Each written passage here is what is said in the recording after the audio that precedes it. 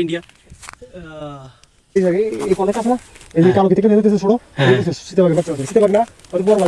হচ্ছে বিএসএফ এর ক্যাম্প, যেটাকে আমাদের গ্রামের ভাষা বলা হয় তাইয়া। আসসালামু আলাইকুম everyone, welcome to my YouTube channel Sohebraj. কি অবস্থা সবার? আশা করি সকলে বন্ধুরা ভালো আছেন, সুস্থ আছেন। তো গাইস, আমি আছি এখন একদম বাংলাদেশের শেষ সীমানায়, ইন্ডিয়ার বর্ডারে। তো আমার ভাই বাদার বন্ধুদেরকে নিয়ে আসছি, আবার প্রকৃতিগুলা সবগুলো আপনাদের মাঝে তুলে ধরবো। তো আপনারা অবশ্যই ভিডিওটা দেখবেন শেষ পর্যন্ত। তো ওইখানে হচ্ছে আমাদের ফ্রেন্ডগুলা, মানে আমার ফ্রেন্ডগুলা,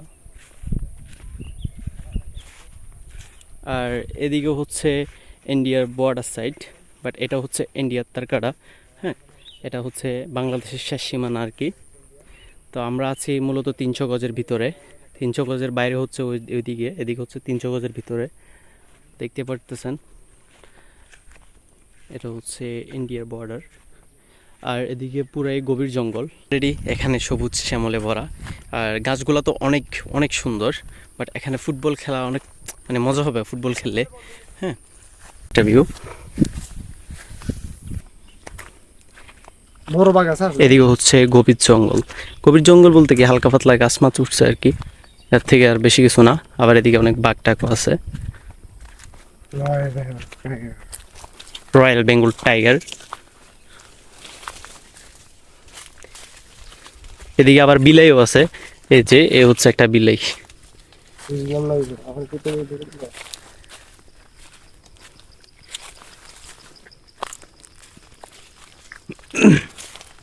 দেখা যাক সামনে কি হয়, সামনে আসলে কিরকম দৃশ্য, কিরকম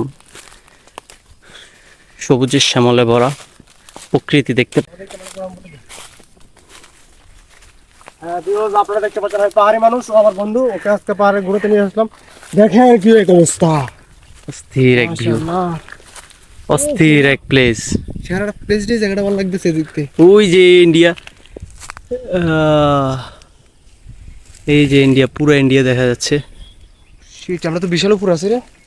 হ্যাঁ, দেখছো ও চলে গেছে। হ্যালো, আসলে প্লেসটা ভালো লাগতেছে। ও শিট, টাকাটা বড় তো অনেক কম দিয়েছে, আমি দেখলাম না। এখন আমরা নিচে নামবো, এটা হচ্ছে ইন্ডিয়ার বর্ডার।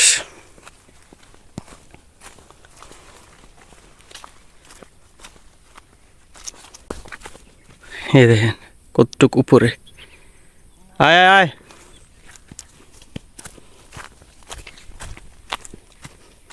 চলো উপরে। বাবারে, Just- ধারণার বাইরে এটা।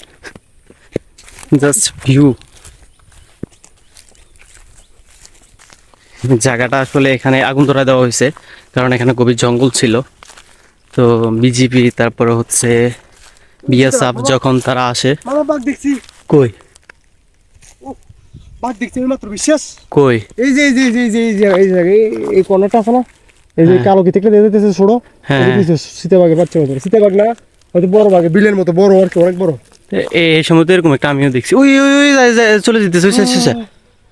বাঘে না, এটা বাঘ বাঘ বাঘ বাঘ হ্যাঁ, বাঘ বাঘ ওই স্যার, বাঘ বেড়া, মুখ তো পুরো বাঘের মতো উপরে উঠবি।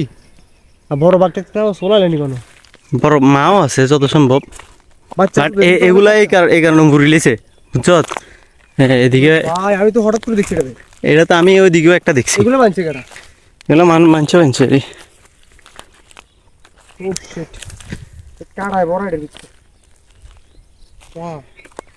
জায়গাটা অস্থির না? বাইরে কোন দিক দিয়ে তুই? আর জায়গা আছে, তুই আবি না আমার লাগে। বাঘের দেখাটা তো দেখি গেলাম এদিকে আমি।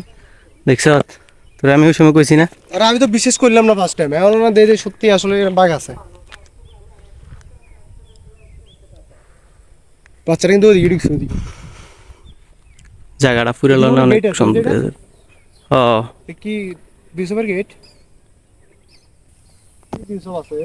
এই যে এদিকে হচ্ছে বিএসএফ এর ক্যাম্প। ওই যে একটা বসে রয়েছে অলরেডি, ওই যে এদিকে এদিকে, ওই যে ছোট টিন ঘরটা, ওই যে একটা বসা আছে বিশপ টিনে করে বেড়ানো পাহাড়, মানে টিলাটার উপর আর কি।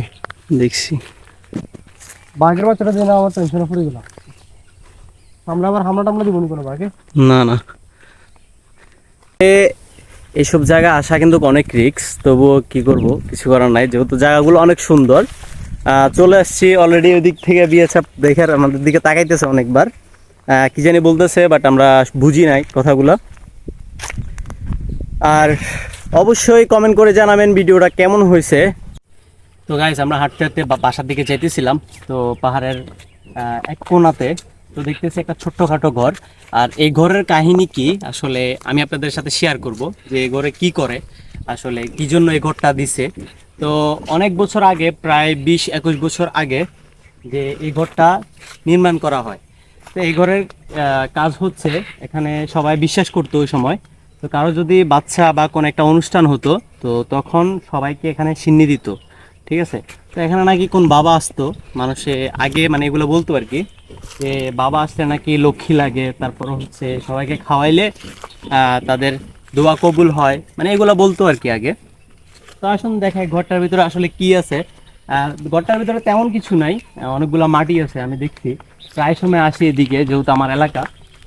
এখানে আমরা আগে গোল করে বসতাম ছোট থাকতে, এই জায়গাটার ভিতরে গোল করে বসে তো সবাইকে সিন্নি দেওয়া হতো, ঠিক আছে।